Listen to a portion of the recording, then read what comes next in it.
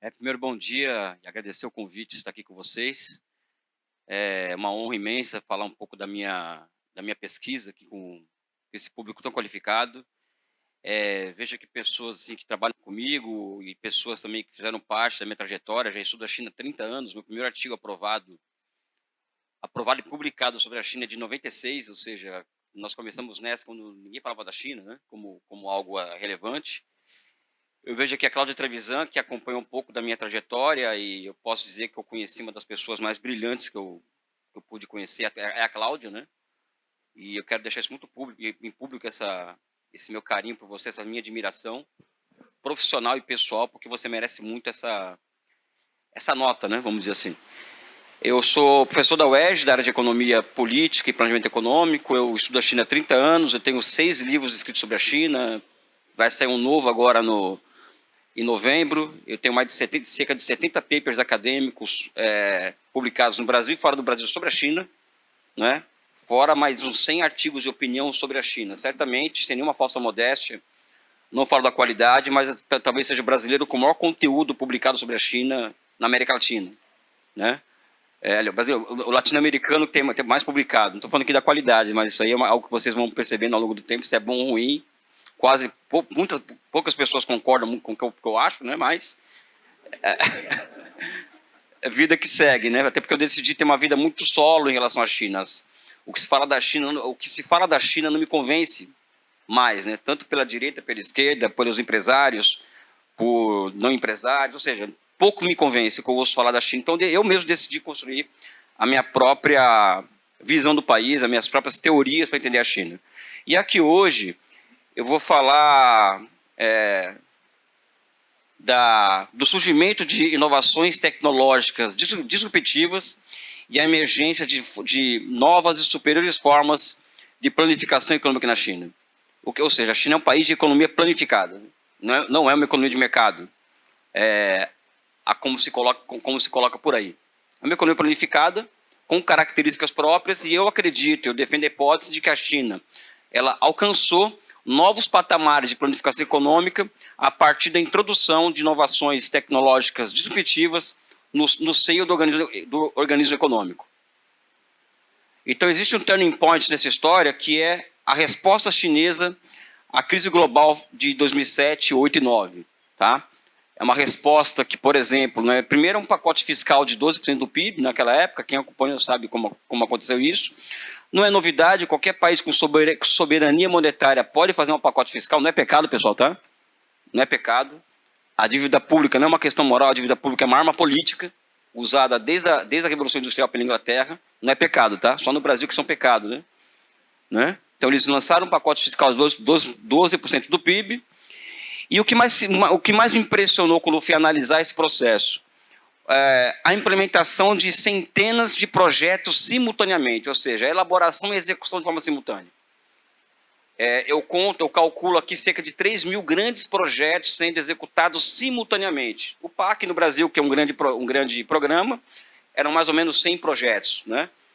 O que traz na cabeça dos cientistas é o seguinte: como eles conseguiram alcançar um grau de coordenação de investimento tão grande a ponto de intervir na realidade, no território do país de forma rápida e aguda, vamos dizer assim, né? Então eu cheguei à primeira conclusão de que existe um grau superior de coordenação de investimento na China, e do ponto de vista da filosofia, né, um grau superior nas relações entre ser humano e natureza, até porque o processo de desenvolvimento e o processo da construção da tecnologia e da técnica, né, ela é expressão da elevação das relações entre ser humano e natureza, ou seja, a China alcançou um patamar superior nessas relações, o que coloca que existe uma forma histórica completamente diferente ali, que eu acredito que as ciências sociais hoje no Ocidente, principalmente, são incapazes de entregar uma resposta, né, sobre o que é aquilo de fato, né?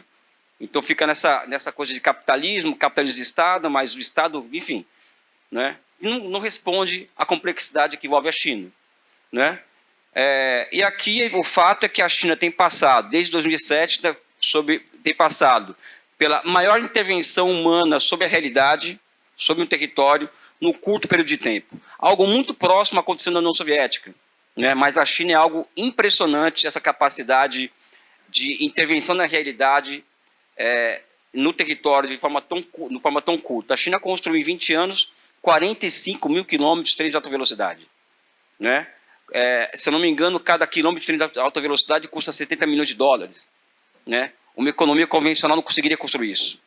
Né? Então, acho que somente um outro sistema, uma outra forma histórica de propriedade e de conformação do Estado é capaz de entregar esse tipo de intervenção. A província de Guizhou construiu nos últimos 10 anos 28 mil pontes. Né? Não sei se uma forma histórica convencional como a ocidental é capaz de entregar isso. Né? Então, acho que nós temos um desafio, Cláudio, você sabe muito melhor que eu disso, de entregar uma explicação sobre a natureza daquele Estado que vá além dos estereótipos que nós vemos aqui no Ocidente, ou que vemos aqui no... que não explica, simplesmente não explica, só confunde, ao contrário. Né? Muitos dos não resultados que nós temos com a China nas negociações, porque nós não entendemos a China. Né? Ou entende de forma superficial, a partir do que acadêmicos pensam, do que os americanos pensam, do que os europeus pensam. Né? Eu acho que nós temos o desafio de criar a nossa própria visão sobre a China. E aqui eu acho que, quando eu estudei essa questão da reação à crise financeira, entrei numa crise particular e fui voltar nos planos quinquenais para entender o que aconteceu. Então, aqui existe um ponto a ser estudado, que é o lançamento de um Sistema Nacional de Inovação Tecnológica, do 11º Plano Quinquenal, né, que é 2006-2010, e aqui eu vou falar coisas básicas aqui, porque... E desde então, 2006, 2010, a partir desse período, forma-se o quê? Um ecossistema de inovação tecnológica, formado por 96 conglomerados empresariais e estatais públicos. Né? Não nos esqueçamos, pessoal, o centro nervoso da economia chinesa não é economia privada, é economia pública. A China, na minha visão, ela não é um país capitalista, não é uma economia capitalista. Até porque é o setor público que gera os efeitos de encadeamento para o restante da economia e é o setor público que gera os ciclos de acumulação da economia chinesa. Não é o setor privado. Então, um país desse não é capitalista. Pode ser gato, cachorro, pode dar o nome que quiser, mas não é capitalismo. Né? Ao lado disso, são 144 bancos públicos com o princípio ativo do BNDES. Ou seja, se existem 96 conglomerados que tem o mesmo princípio ativo da Petrobras, por exemplo, nos setores estratégicos de economia, gerando efeitos de cadeamento para o setor privado e não público, a China tem 144 bancos públicos, né, com o mesmo princípio ativo do BNDES. Ou seja, e aqui, fora as universidades, centro de pesquisa. A gente fala no Brasil o seguinte, aqui se fala muito tecnologia, investir em tecnologia, educação e tal.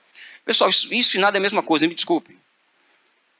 Pode falar, investir em tecnologia, educação. Isso não vai dar nada. Desculpe a minha honestidade aqui. Não muito usual em certos ambientes. O Brasil não tem nem empresas privadas e públicas gigantescas e nem tem bancos públicos e privados gigantescos capazes de carregar recursos que são a casa de $1 trilhão para fazer inovação tecnológica. Não existe inovação tecnológica sem empresa e sem banco. É simples assim. Não cai do céu. Não é acender e apagar a luz. Não é isso. Não existe inovação tecnológica no ambiente de arcabouço fiscal. Não existe inovação tecnológica com taxa de juros a 15%. Isso aí, pessoal, não é comunismo não, pessoal, isso é capitalismo. Eu estou defendendo aqui uma economia capitalista de produção. Então, eu acho muito bonito as pessoas falarem em tecnologia, inovação, investir em educação, mas o país não pode gastar mais do que arrecada, o que historicamente, não existe nenhum país do mundo que chegou a algum lugar gastando menos do que arrecada, ou criminalizando a dívida pública, ou criminalizando a política fiscal. Então, tudo que poderia gerar um ambiente para a formação de um ecossistema de inovação tecnológica no Brasil é criminalizado. Dívida pública, imensas empresas públicas e privadas e imensos bancos públicos e privados. O BNDES hoje não pode fazer absolutamente nada porque as operações do BNDES estão todas criminalizadas. O BNDES hoje é mais um banco comercial que está na praça. Né? Então, se queremos defender inovação tecnológica no Brasil, nós temos que defender a constituição de um enorme sistema empresarial e financeiro, público e privado, para poder fazer isso. Senão, não existe isso. Né? E aqui eu acho que um dos resultados da formação desse ecossistema empresarial é o quê? A emergência de inovações tecnológicas disruptivas como o 5G, o Big Data, e a inteligência artificial e o computador quântico. Tá? Esse é o resultado da formação, é um dos resultados, tá? Dessa formação desse ecossistema aqui. Pessoal, repito aqui, sem isso aqui, se o Brasil não formar isso aqui, vamos fazer 1000 discursos de inovação, esse discurso da Revolução Francesa que a educação vai salvar o mundo e tal, não vai acontecer nada.